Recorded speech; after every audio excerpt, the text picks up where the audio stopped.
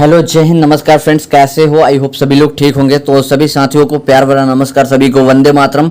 साथियों, इस वीडियो में हम लोग डिस्कस करेंगे एक कंप्लीट प्रैक्टिस सेट जो कि इंडियन नेवी एमआर के लिए प्रैक्टिस सेट बनाया गया है। और साथियों, इंडियन नेवी एमआर के जितने भी लवर हैं, आप लोग जल्दी से इस प्रैक्टिस सेट को लगाइए और हाँ, पेन और कॉपी साथ में लेकर बैठिए। जो क्वेश्चन आपको नहीं आता है उसको राइट डाउन नोट डाउन कर लेना, एकदम राइट नाउ अभी नोट डाउन कर लेना और कॉपी में उसको याद कर लेना, ठीक है साथियों। बाकी आपको क्वेश्चंस लगभग पता होगा, क्योंकि भाई इसमें बिल्कुल लेवल का क्वेश्चन नहीं डाला गया है, इसमें थोड़ा लो लेवल का क्वेश्चन डाला गया, क्योंकि जस्ट आप समझ लीजिए कि आपका आदत लगाया जा रहा है। और हाँ, बिल्कुल प्रैक्टिस सेट आप लोग लगाइए। और इस प्रैक्टिस सेट का मैं टारगेट देता हूँ, अगर आप 40 प्लस कर रहे हो ना मेरे भाई, 40 प्लस करते हो तो आप एक अच्छे स्टूडेंट हो। बाकी साथियों, मेरा नाम है आनंद, आप देख रहे हैं नेवीपुर एकेडमी। जल्दी से इस चैनल को सब्सक्राइब कर लीजिए, क्योंकि हर एक इंडियन नेवी लवर का पहला पसंद है नेवीपुर एकेडमी। अगर आप नेवी में जाना चाहते हो और नेवीपुर एकेडमी चैनल को सब्सक्राइब नहीं किया भाई, कैसे संभव है? तो जल्दी से इस चैनल को सब्सक्राइब कर लीजिए और प्रैक्टिस सेट को लगाइए। चलिए डिस्कस करते हैं। और क्या होता है कि सबसे पहले पेपर पैटर्न समझ लीजिए। जो पेपर पैटर्न है ना नेवी का, एमआर का, उसी पेपर पैटर्न पे हम लोग क्वेश्चन कराते हैं। 50 क्वेश्चन होता है ना, और आपका समय दिया जाता है 30 मिनट का। तो आपको मतलब ये प्रैक्टिस 30 मिनट में लगाना है, ठीक है साथ ही। ये फर्स्ट क्वेश्चन है, देख रहे हो। जैसा कि आपको पता है कि नेवी एमआर का सेक्शन ए होता है और सेक्शन बी होता है। सेक्शन ए में मैथ प्लस साइंस से आपका 25 नंबर का पूछा जाता है। 25 क्वेश्चन होता है। कितना होता है मेरे भाई? 25 क्वेश्चन होता है। और इसमें 12 क्वेश्चन मैथ्स के होते हैं, 13 क्वेश्चन साइंस के होते हैं, ठीक है। तो कभी 13 मैथ्स के हो जाते हैं तो 12 साइंस के हो जाते हैं। तो ये चीज़ें हैं। और क्या है ना दोस्त कि आपको ये चीज़ें एक देखिए। और दूसरा सब सेक्शन सेकंड क्या होता है, सेक्शन बी क्या होता है। सेक्शन बी में आपको बताते हैं, जैसे सिर्फ और सिर्फ GA जनरल अवेयरनेस का 25 क्वेश्चन होता है। कितना होता है भाई? 25 क्वेश्चन होता है। तो क्या है ना साथियों कि लड़के घबरा जाते हैं पेपर देने का सही तरीका क्या होता है। वाकई में मैंने नेवी एमआर ज्वाइन किया, क्वालिफाइड किया, तो मतलब कैसे हुआ, मतलब कैसे मैंने किया। तो ये चीज़ें देखिए, असल में स्मार्ट वे क्या होता है, पेपर देने का स्मार्ट तरीका क्या होता है, वो चीज़ें देखिए समझ लीजिए। सबसे पहले भाई, जिसमें टाइम टेकन नहीं है उसको करना है। सबसे पहले GA करना है, जनरल अवेयरनेस आपको करना है, ठीक है। उसके बाद आपको साइंस कर लेना है, ठीक है। उसके बाद आपको क्या करना है मेरे भाई? उसके बाद आपको साइंस करना है, ठीक है। देखिए, जनरल GA में कितना क्वेश्चन है? 25 क्वेश्चन है मेरे भाई। जनरल अवेयरनेस में 25 क्वेश्चन है। और साइंस में कम से कम भाई 12 क्वेश्चन है। 37 नंबर का क्वेश्चन करने में, 37 क्वेश्चन करने में आपको मैक्सिमम टाइम लगेगा ना मेरे भाई। मैक्सिमम पढ़ने में और क्लिक करने में, आंसर क्लिक करने में 12 मिनट का समय लगेगा। बाकी आपको बचेगा 18 मिनट। 18 मिनट में आप मैथ को इजीली कर लोगे। तो इसलिए पेपर जो है ना, मैंने इसी तरीके से सेट किया हूँ। देखिए, क्वेश्चन जितना जो वेटेज होता है वो मैं वेटेज रखा हूँ। 25 क्वेश्चन GK का है, बट GK पहले करना है, उसके बाद साइंस करना है, उसके बाद मैथ करना है। ये आपका आदत अभी से बना रहे, इसलिए प्रैक्टिस सेट में ऐसे ही किया हूँ, ठीक है ना। क्वेश्चन नंबर पहला क्वेश्चन में बोला जा रहा है, भारत के समुद्री मार्ग की खोज किसने किया?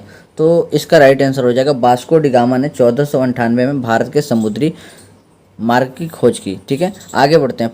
पालक के पत्तों में किसकी मात्रा अधिक होती है? पालक के पत्तों में आपको पता होगा, डॉक्टर लोग बोलते हैं कि आपको आयरन की कमी हो जाती है ना, तो पालक खाने को सलाह दिया जाता है। यानी पालक के पत्तों में आयरन होता है, ठीक है, लोहा होता है, ठीक है। आगे, एजरा कप का संबंध किससे है मेरे भाई?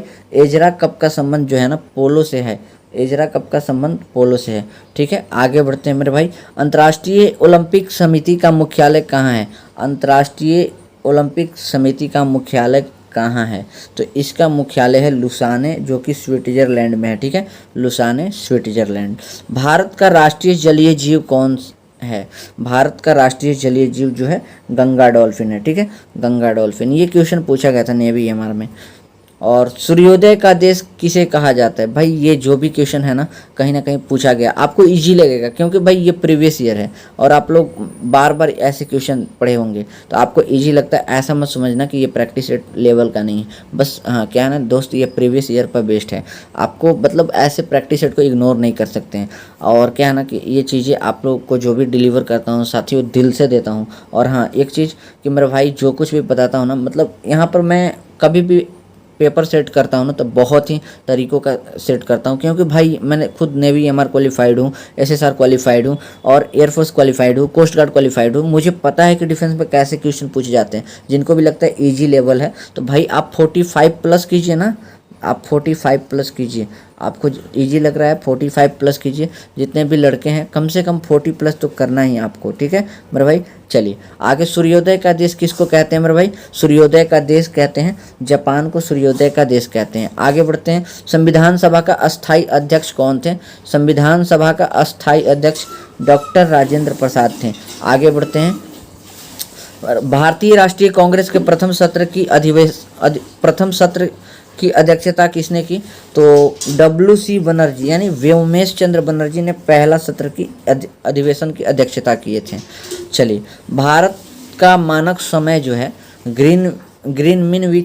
ग्रीनविच मीन से कितना आगे है या कितना पीछे है? तो इसका राइट आंसर हो जाएगा 5.5 घंटे आगे है, ठीक है। आगे बढ़ते हैं, दिल्ली चलो का नारा किसने दिया? दिल्ली चलो का नारा जो है ये सुभाष चंद्र बोस ने दिए। दिल्ली चलो का नारा सुभाष चंद्र बोस ने दिया, ठीक है।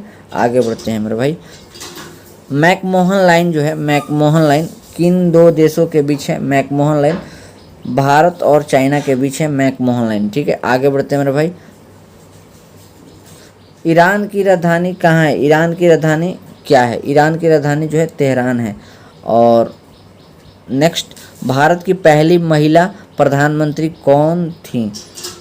कौन थी भाई? पहली क्या मतलब, अभी तक एक ही बनी है, इंदिरा गांधी, श्रीमती इंदिरा गांधी। ओके, आगे बढ़ते हैं मेरे भाई, पृथ्वी अपनी धुरी पर कितने अंश तक झुकी है? पृथ्वी अपनी धुरी पर कितने अंश तक झुकी है मेरे भाई? ये 23.5 डिग्री पर झुकी है, ठीक है। आगे, बांग्लादेश की मुद्रा क्या है? तो पहला चीज, बांग्लादेश की राजधानी है ढाका और मुद्रा है टक्का। मुद्रा क्या है मेरे भाई? टक्का जो है ना बांग्लादेश की मुद्रा है। और बाकी आगे, लोकसभा के किस राज्य के सबसे अधिक सदस्य हैं? यानी लोकसभा में सीटों की संख्या किस राज्य में सबसे अधिक है? तो उत्तर प्रदेश में सबसे अधिक सीट है लोकसभा की, ठीक है। आगे बढ़ते हैं, भारत के मुख्य न्यायाधीश की नियुक्ति कौन करता है?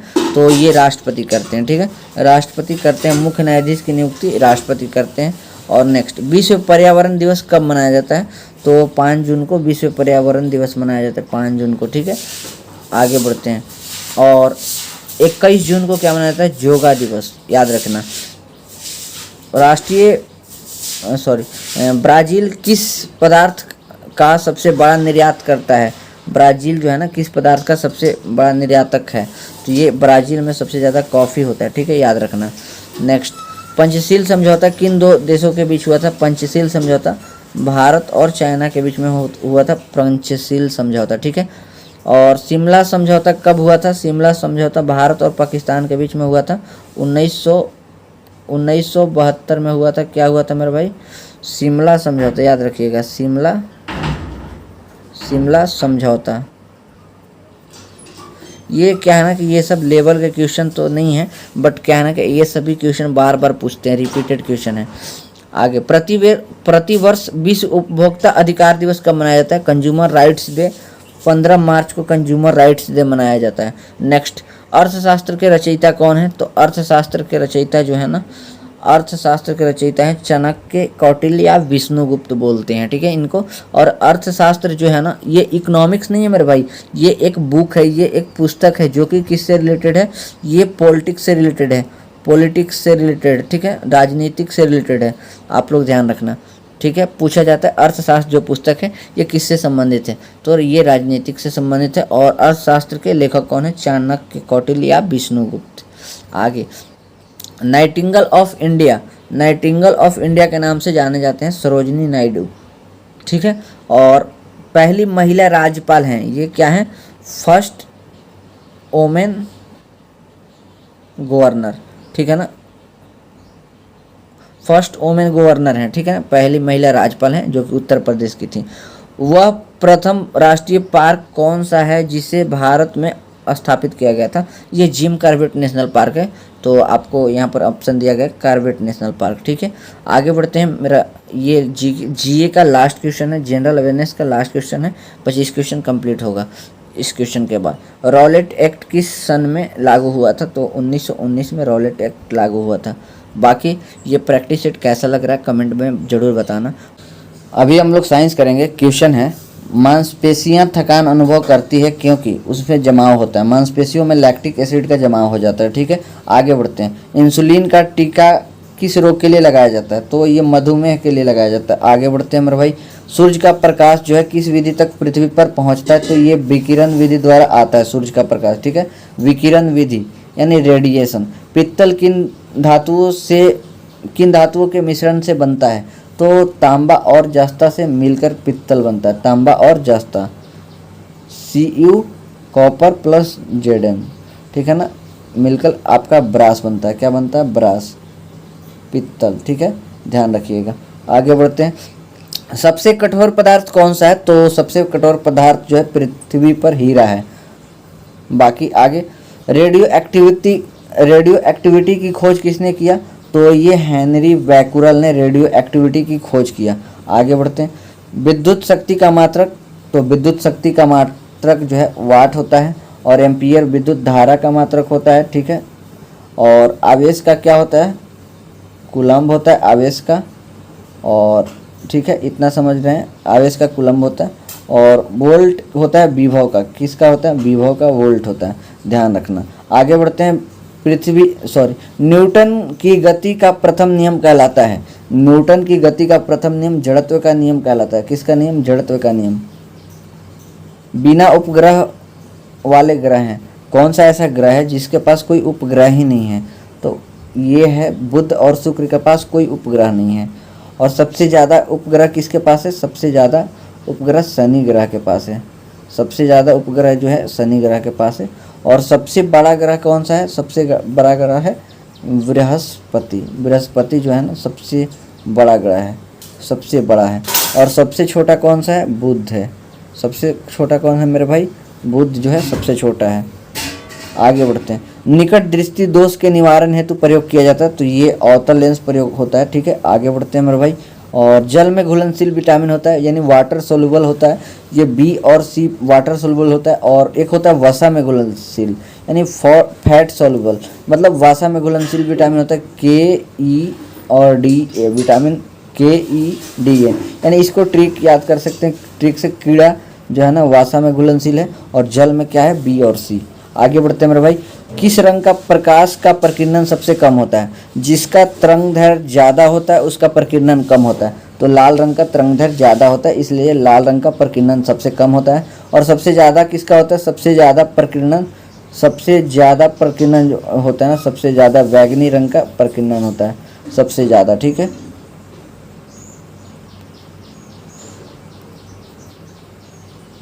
आगे बढ़ते हैं। वायु का बुलबुला जल में व्यवहार करेगा। तो वायु का जो बुलबुला जो है ना, ये जल में व्यवहार करेगा, अवतल लेंस की भांति जल में व्यवहार करेगा। दोस्त, अभी हम लोग मैथ्स के कुछ क्वेश्चन देखेंगे जो कि नेवी एमआर के लेवल पर ये क्वेश्चन है, और थोड़ा सा हाई लेवल का ही होगा, लो नहीं हो सकता। लेवल जो मैथ्स का क्वेश्चन डाला गया ना, नेवी एमआर का लेवल के एकदम ठीक इक्विवेलेंट समझ सकते हो। मतलब जैसा पेपर में पूछा जाता है ना वैसा ही है। तो राम अपनी आय का 40% भोजन पर खर्च कर देता है। ये क्वेश्चन में कहा जा रहा है राम अपने आय का जितना कमाता है 40% वो खा जाता है, यानी भोजन पर खर्च कर देता है। और जितना बचता है उसका 50%, जितना बचा उसका आधा पैसा मतलब वो शिक्षा में लगा दिया। फिर जितना बचा उसका 10% और भी काम कर लेता है, और फिर लास्ट में इतना रुपये बचाता है। तो इस तरीके का क्वेश्चन को कैसे करेंगे? और लास्ट में पूछा जा रहा है कि राम की टोटल आय। मतलब देखिए क्या है ना कि दोस्त, यहाँ पर करने का सिंपल तरीका, 40% जो है भोजन पर खर्च करते हैं, तो बचा कितना परसेंट? 60% बच गया। ठीक है, ध्यान से देखिएगा, 60% बच गया। चलिए आगे। और शेष का, यहाँ पर ध्यान दीजिएगा, शेष का 50%। तो यहाँ पर 60 का 50% निकालना है। तो 60 का 50% कितना बचेगा भाई? 30% बचेगा, क्योंकि 50% वो खर्च कर देता है शिक्षा पर, और बचा 50%, तो 30% बच जाएगा इसका। और बोल रहा है कि शेष का 10%, 30% शेष है, इसका 10% अन्य काम में लगा देगा, तो 3 खत्म हो जाएगा, 27% बचेगा फिर। तो 27% का वैल्यू कितना है? 7290। ये तो 1% का वैल्यू कितना हो जाएगा? 270 हो जाएगा 1% की वैल्यू। कैसे होगा? यहाँ पर काट दो, 9 3 27, 9 8 72, 9 1 9, 810। फिर 3 से काटोगे, 3 27 81, 270। और यहाँ पर ये जो वैल्यू है 1% की वैल्यू है, ठीक है ना मेरे भाई। तो 100% की वैल्यू कोई अपना आय जो है 100% कमाता है।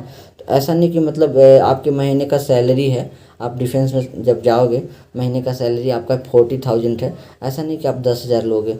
तो कोई भी अपना सैलरी लेता है 100%, तो 100% इसका कितना हो जाएगा, 27,000 होगा। चलिए आगे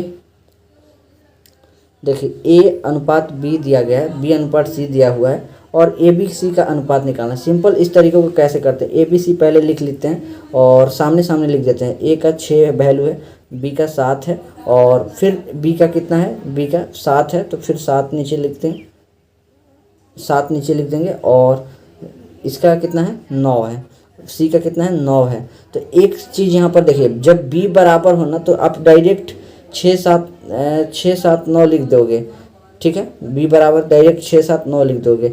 और बराबर नहीं है तो क्या करोगे, बगल वाला को यहाँ पर रिप्लेस कर दोगे, यहाँ पर 7 आ जाएगा, यहाँ पर इधर से 7 आ जाएगा और देखिए इस तरीके से भी वही आएगा, कट गया और 6 7 9। तो ऑप्शन नंबर ए हो जाएगा राइट आंसर। चीज़ें थोड़ी कम समझ में आ रही होगी, धीरे धीरे सब समझ में आएगी, क्योंकि ये डिजिटल ना बोर्ड नहीं है और ना ही नॉर्मल बोर्ड है। ये स्क्रीन पर पढ़ाना थोड़ा सा उतना अच्छा नहीं हो पाता है। तो देखिए क्या होता है, अभी क्वेश्चन में पूछा जा रहा है 7 11 15 1 और 21 25 और 19 का औसत 22 है, तो x का मान देखिए औसत 22 है। तो ये टोटल नंबर्स कितने हैं, तो जितने भी नंबर्स हैं उतना जोड़कर उतना से डिवाइड करेंगे, तो ये लगभग 7 है, टोटल 7 है। तो 7 से डिवाइड किए और इक्वल्स टू में 22 आ जाएगा, ठीक है। तो क्या है ना कि इसको हम इधर कर देते हैं, तो 7 दूनी 14, 4 7 दूनी 14, एक हासिल 154 आ रहा है। मतलब 154 जो है ना ये आ रहा है इस साइड, ठीक है, आप लोग याद रखना। और इधर जोड़ने पर कितना होगा, x प्लस कितना होगा, बराबर 154। तो और बाकी को जोड़ते हैं, 9 19 और 21 को जोड़िएगा तो ये आपका 40 हो जाएगा, ठीक है। एक सेकंड मेरे भाई, थोड़ा सा टाइम लगेगा चीज़ें होने में। देखिए 19 और 21 को जोड़ दीजिएगा 40 हो जाएगा, 40 और 25 जोड़िएगा 65 हो जाएगा, 65 और 15 जोड़िएगा 80 हो जाएगा, 80 7 87 हो जाएगा, 87 में 11 जोड़िएगा, 87 में 11 जोड़िएगा कितना होगा, 98 हो जाएगा। एक मिनट, थोड़ा हमें भी मुश्किल होता है, पढ़ाई लिखाई छूट गई। हाँ 98 ही होगा, मैथ्स मेरा भी वीक है, पता नहीं कैसे मैं सिलेक्शन ले लिया, वही आप लोग खुद सोच सकते हो। 98 होगा, 98 को यहाँ से घटा दोगे, 98 को घटा दो तो 14, यानी एक कैरी ले लेगा यहाँ से, तो 14 8 6 14, 4 बचा, 14 में से 9 गया, 9 5 14, 56 हो जाएगा। तो जो x का वैल्यू है ना बाबू 56 हो जाएगा, राइट आंसर, ठीक है। आगे बढ़ते हैं। अभी देखिए क्या है ना कि ये क्वेश्चन आप लोग बोलिएगा कि नेवी एमआर में पूछा जाएगा क्या, तो भाई नेवी एमआर में इससे बहुत इजी क्वेश्चन पूछा जाता है। ये क्वेश्चन जो है ना एसएससी सीजीएल लेवल का मैं ये क्वेश्चन डाला हूँ। और ये देखिए ऐसा नहीं कि मतलब नेवी में सिर्फ हार्ड ही आता है, बहुत आसान आता है, एक दो क्वेश्चन हार्ड दे देता है। ये सीजीएल लेवल का क्वेश्चन है, अगर ये कर लेते हैं तो आप नेवी एमआर तो बिल्कुल आराम से निकाल लोगे मेरे भाई। मैंने जब क्रैक कर लिया 3 4 बार 5 बार, तो आप क्यों नहीं कर सकते। डिफेंस एग्जाम में कुछ नहीं होता, बस 6 महीने की मेहनत होती है। आप लोग 6 महीने अगर अच्छे से 6 महीने डेडिकेट करके पढ़ लोगे ना, तो आपका हर एक एग्ज़ाम निकलने लगेगा। तो यही सब चीज़ें होती है। बाकी अभी देखते हैं इस प्रश्न को। एक व्यक्ति और उसके पुत्र की औसत आयु 55 वर्ष है, उनकी आयु का योग इतना है, इतना अनुपात इतना है, 6 वर्ष बाद उनकी आयु क्या होगा।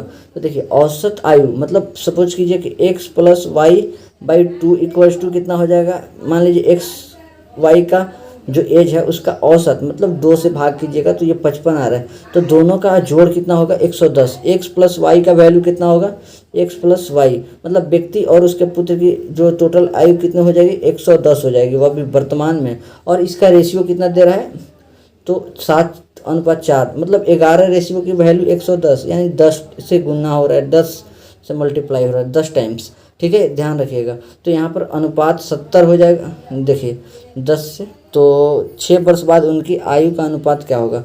तो अभी देखिए क्या है ना कि 70 हो जाएगा एक, और एक हो जाएगा 40, तो बोल रहा है कि 6 वर्ष बाद, मतलब एक 76 हो जाएगा और एक हो जाएगा 46, तो ये हो जाएगा 23 और ये हो जाएगा 38, तो ये हो जाएगा 23 और एक हो जाएगा 38, तो 38:23, ये हो जाएगा राइट आंसर। चलिए आगे बढ़ते हैं बाबू। इसका महत्तम समापवर्तक निकालना है, ठीक है ना। 10/21 और 25/27 और 35/24, तो इसको आपको ऐसे लिख लीजिए, 10/21, 25/27 और 35/24। बाबू क्या है ना कि जब भी आपको मसा निकालना होगा ना, HCF निकालना होगा ना, तो ऊपर वालों का HCF निकाल लीजिए। सबसे पहले ऊपर वालों का HCF क्या होगा, ऊपर वालों का HCF हो जाएगा बाबू 5 हो जाएगा, और नीचे वालों का LCM कैसे निकालोगे, तो LCM आप सिंपली जैसे निकालते हो ना वैसे ही निकाल लो। तो चलिए अभी हम लोग स्क्रीन क्लियर करके निकालते हैं। ऊपर में 5 है, याद रखिएगा, और नीचे में हम लोग 21, 27 और 24 का LCM निकालते हैं। 21, 24 और 27 का LCM निकालते हैं, ठीक है। तो 3 से पहले कराते हैं, 3 7 21, 3 8 24, 3 9 27। चलिए 9 8 72, 72 में 3 से गुना करना, तो 3 दूनी 6, 70 का 21, 216 में फिर 9 से गुना करना, 9 6 54, 4। थोड़ा सा यहाँ पर देखना पड़ेगा फिर से, आप लोग बताइए।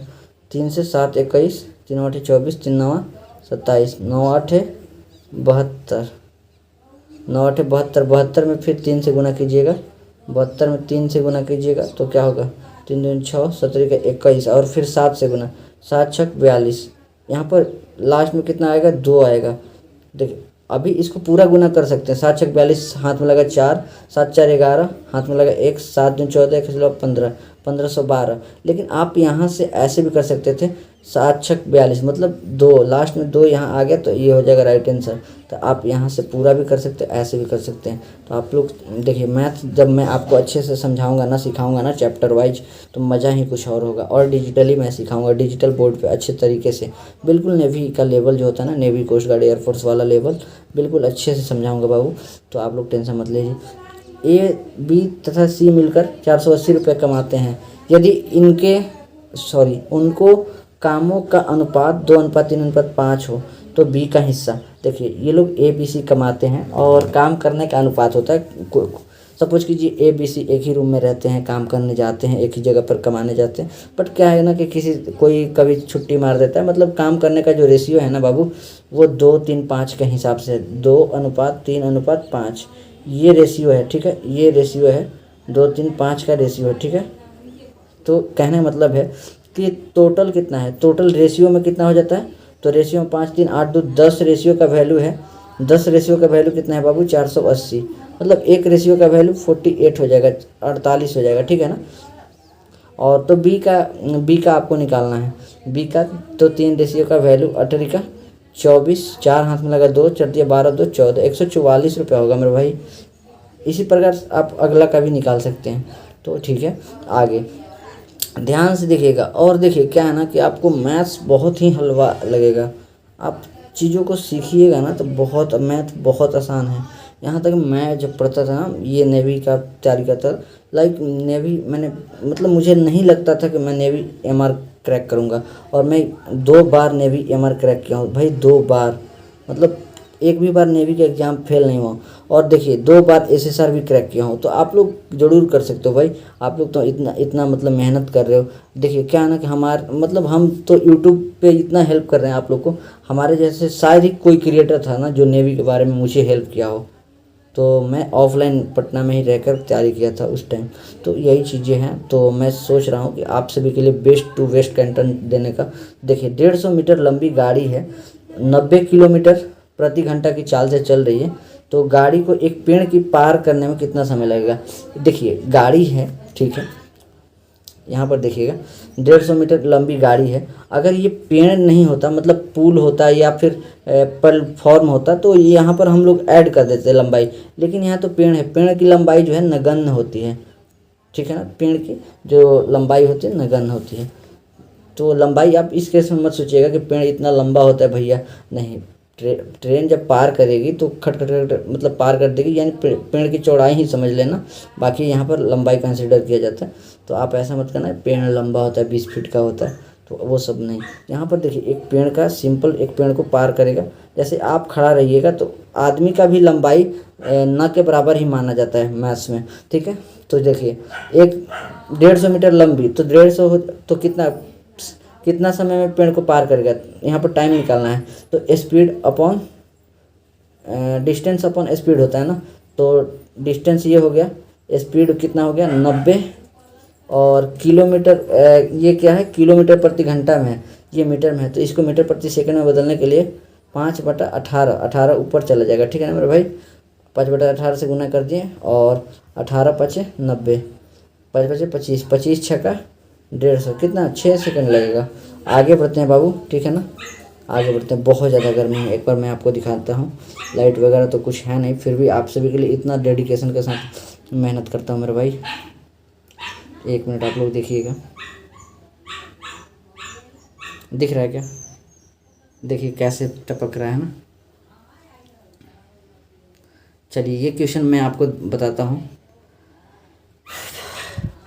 काफ़ी ज़्यादा गर्मी है, फिर भी मेहनत हो रही है आपके लिए, तो बस कहना चाहूँगा दिल से थोड़ा सा सपोर्ट कर दिया करो। और हाँ, ये ब्लैकमेल नहीं है आपको, कि मतलब इमोशनली अटैचमेंट नहीं है कि आपको ये पसीना दिखा दिखा कर बोला जाएगा लाइक शेयर एंड सब्सक्राइब करने के लिए। तो भाई बस होशियार लोग हैं, आप लोग समझ सकते हैं कि भाई जब मेहनत कर रहा है ना, तो आप लोग मेहनत कीजिए, इस चैनल को थोड़ा सा सपोर्ट कीजिए मेरे भाई। चलिए ये क्वेश्चन देख लेते हैं। क्वेश्चन में कहा जा रहा है एक छात्र ने 5/3 से गुना करने के बजाय 3/5 से गुना कर दिया, तो इसकी गणना में त्रुटि क्या होगी। तो देखिए क्या है ना कि सबसे पहले 5/3 हम लिख लेंगे, 5/3 लिख लिए और 3/5 लिख लिए। तो ऐसा कोई हम नंबर से गुना करेंगे ना, एक संख्या बना लेते हैं। जैसे 3 और 5 का लघुत्तम कितना होता है, 15 होता है, तो 15 से हम लोग गुना करके एक नया डिजिट बना लेते हैं। तो ये देखिए 3×5 = 15, और ये 5 दिया 15, मतलब पहले 25 आना चाहिए था, और अभी कितना हो जा रहा है, अभी 9 हो जा रहा है। तो मतलब कितना की कमी आ रही है, 16 की कमी आ रही है। कितना की कमी आ रही है मेरे भाई, 16 की कमी आ रही है, और किस पर आ रही है, 25 पर आ रही है, इंटू में 100, ठीक है। 25 चौका 100, 16 चौका 64, 64% की त्रुटि हो जाएगी, मतलब ठीक है ना। त्रुटि मतलब अंतर आ जाएगा, डिफरेंस आ जाएगा, ठीक है। और 4 क्वेश्चन बचे हैं, तो ये भी क्लियर कर देते हैं।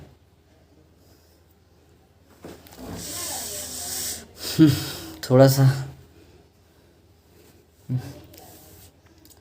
चलिए आगे बढ़ते हैं मेरे भाई। यदि एक वृत्त की त्रिज्या में 10% की कमी की जाती है, तो वृत्त के क्षेत्रफल में कितना प्रतिशत की कमी होगी। देखिए क्या है ना कि त्रिज्या में कमी की जा रही। सपोज ये वृत्त है, वृत्त इतना बड़ा है, फिर इतना बड़ा कर दिया गया, मतलब त्रिज्या छोटा कर दिया गया, तो इसका एरिया और इसका एरिया में क्या डिफरेंस होगा, यही तो पूछा जा रहा है मेरे भाई। तो इसको कैसे करोगे, चलिए दिखाते हैं। देखिए सबसे पहले πr² होता है वृत्त का क्षेत्रफल का ना, πr²। तो पाई तो सब में रहेगा, पाई को काट देते हैं, पाई को कॉमन रखते हैं, पाई काट देते हैं, तो जो भी होगा r² पर डिपेंड करता है। मान लीजिए पहले चलिए लाइट आ गया, thank you so much, thank God. अभी देखिए क्या है ना, तो पहले देखिए ये बिल्कुल नेवी एमआर का लेवल का क्वेश्चन है, और ऐसे ही क्वेश्चन पूछा जाता है। देखिए पहला केस में आपका रेडियस, जब सपोज कि आपका रेडियस देखिए 10% की कमी होती है, तो 1/10 है ना, तो सपोज कि पहले आपका रेडियस 10 था, और जब कमी होती है 10% की, तो ये हो जाएगा 9। तो 9 का एरिया निकालिएगा, तो इस केस में आपका 100 निकलेगा, और इस केस में 81। तो यहाँ पर 19% की कमी हो रही है। कितना परसेंट की कमी हो रही है, 19% की कमी हो जाएगी, ठीक है ना मेरे भाई। कैसा लग रहा है ये बताइएगा आप लोग। बहुत ज़्यादा मेहनत होती है दोस्त आपके लिए। बस क्या है ना, जो बच्चे कहते हैं ना तो भैया आप सिर्फ ऐसे ही आते यूट्यूब पर बोल कर चले जाते हो, मेरे भाई उन लोगों में और हम लोगों में बहुत ज़्यादा फ़र्क है। क्या है ना कि हम लोग आपके इमोशन के साथ जुड़े रहते हैं, और वो देखिए अगला जो भी है ना आपसे कुछ अपेक्षाएं रखता है कि मुझे लाइक करो, शेयर करो, सब्सक्राइब करो, और बाकी हमें कोई दिक्कत नहीं, आप लोग सपोर्ट करना है जितना सपोर्ट कीजिए, नहीं कीजिए, बट मेरा जो सपोर्ट करने का इरादा है ना, क्योंकि मैं इन सब चीज़ों को झेला हूँ। इस सिलेक्शन लेने में मैंने अपने सिलेक्शन लेने में क्या क्या नहीं देखा, मतलब जो भी चीज़ें मैंने देखा ना कि यूट्यूब पर कोई सही से गाइड भी नहीं करता था, आज मैं सही से गाइड करता हूँ। आज नेवी में जितने भी बच्चे जाते हैं कहते हैं कि भाई कोई एक है बंदा जो सही से गाइड करता है भाई की तरह, तो वो बंदा मतलब मेरा नाम इंडियन नेवी का हर एक बेस पर है। और जहाँ मैं रहता हूँ भाई क्या ही कहें, मतलब बच्चे तो एकदम इतना प्यार करते हैं ना, जहाँ भी देखो आनंद भैया, आनंद मतलब आनंद सर, तो इतना रिस्पेक्ट है ना आपका, ये रिस्पेक्ट डबल हो जाएगा जिस दिन आपका सिलेक्शन होगा ना, और आप भी मुझे उस नज़रों से देखने लगोगे ना कि भाई ने मुझे मेरे लिए कुछ किया है। तो आप भी बस क्या है ना दोस्त कि आप लोग सपोर्ट कीजिए अभी, और हाँ बिल्कुल आप लोग पढ़ाई करते रहिए। देखिए क्या है ना, अभी देखिए 48 नंबर क्वेश्चन है, आप 65 रुपये में बेचने पर 500 रुपये की हानि होती है। जाहिर सी बात है इसने 7,000 में ख़रीदा होगा, तभी तो 500 रुपये की हानि हो गई, 6500 में बेचा। मान लीजिए आपका मोबाइल है, आपने 65 रुपये में बेच दिया, मुझे दे दिया, ठीक है, और आपने मुझे 65 रुपये में दिया, तो आपको 500 रुपये की हानि हो गई। ऑब्वियसली आपने 7,000 में अपना मोबाइल को परचेज किया था, तो कितने रुपए में बेचा जाए कि 1500 की लाभ हो, तो मतलब आपने 1500 के लाभ कमाने के लिए कितने में बेचेंगे, तो 1500 जोड़ दीजिए भाई, 8500 हो जाएगा राइट आंसर, ठीक है ना मेरे भाई। 85,000 नहीं होगा, 8500 ऑप्शन नंबर डी हो जाएगा। आगे बढ़ते हैं मेरे भाई। देखिए ये क्वेश्चन नेवी एमआर लेवल है, बिल्कुल ऐसा ही आता है। मैंने पेपर बहुत बार नेवी एमआर, यहाँ 2 बार पेपर दिया हूँ नेवी एमआर का, दोनों बार क्रैक किया हूँ, और सिंपल ऐसे ही क्वेश्चन आते हैं। दो संख्याओं का गुणनफल 54 है, महत्तम समापवर्तन 3 है, मतलब product of 2 numbers equals to क्या होता है, एलसीएम इंटू एचसीएफ होता है, ठीक है ना। ये फॉर्मूला आपको पता होना चाहिए, बच्चा बच्चा को पता होता है। और हाँ बच्चा बच्चा ही सिलेक्शन लेता है नेवी एमआर में, आप जैसे लौंडे ही सिलेक्शन लेते हैं 19 साल से 21 साल तक के बीच के। बाकी देखिए यहाँ पर समझिएगा, ए बी का प्रोडक्ट 54 है, और इक्वल्स टू एलसीएम कितना है, एलसीएम आपको निकालना है, ठीक है, एलसीएम निकालना है। एचसीएफ कितना है, 3 है, 3 यहाँ गुना में इधर भागा में, तो यहाँ पर 18 या 54, 18 हो जाएगा, एलसीएम जो होगा ना 18 हो जाएगा। बाकी आगे बाबू चलिए, अभी थोड़ा पसीना कम हुआ है, फिर भी लाइट कट गया, कोई दिक्कत नहीं। राम और श्याम की मासिक आय का अनुपात 5:2 है। देखिए राम और श्याम कमाता है, और राम कमाता है 5, ये अनुपात में सोचिएगा, 5 कमाता है और श्याम 2 कमाता है, और श्याम का इनकम जो है 4,000 है, तो 2 अनुपात की वैल्यू 4,000 है। तो आप लोग यहाँ पर 2 अनुपात की वैल्यू 4,000 है, तो मतलब 1 का वैल्यू कितना हो जाएगा, 2 रेशियो का वैल्यू 4, तो 1 का वैल्यू 2। तो यहाँ पर देखिएगा तो दोनों का पूछा जा रहा है, 1 का वैल्यू 2,000, आप यहाँ पर 1 का वैल्यू 2,000 कैलकुलेट कर लिए। पूछा जा रहा है कि दोनों की कमाई क्या होगी, ऐसा पूछता है कि राम का क्या होगा, तो 10,000 हो जाएगा। लेकिन अगर पूछा जा रहा है दोनों का, तो 7 रेशियो, तो 7 रेशियो की वैल्यू कितना हो जाएगा, 14,000 हो जाएगा मेरे भाई, 14,000 हो जाएगा। तो राइट आंसर हो जाएगा ऑप्शन नंबर बी। बाकी साथियों ये प्रयास मेरा कैसा लगा, और चलिए आशा करता हूँ अच्छा लगा होगा। बाकी क्या ना कि चलिए मिलते हैं नेक्स्ट वीडियो में, और तब तक के लिए जय हिंद। रोज़ ऐसे ही प्रैक्टिस करते रहेंगे, बस साथियों दिल से सपोर्ट कीजिए, और चलिए मिलते हैं नेक्स्ट वीडियो के साथ। तब तक के लिए जय हिंद, वंदे मातरम, love you, take care, God bless you.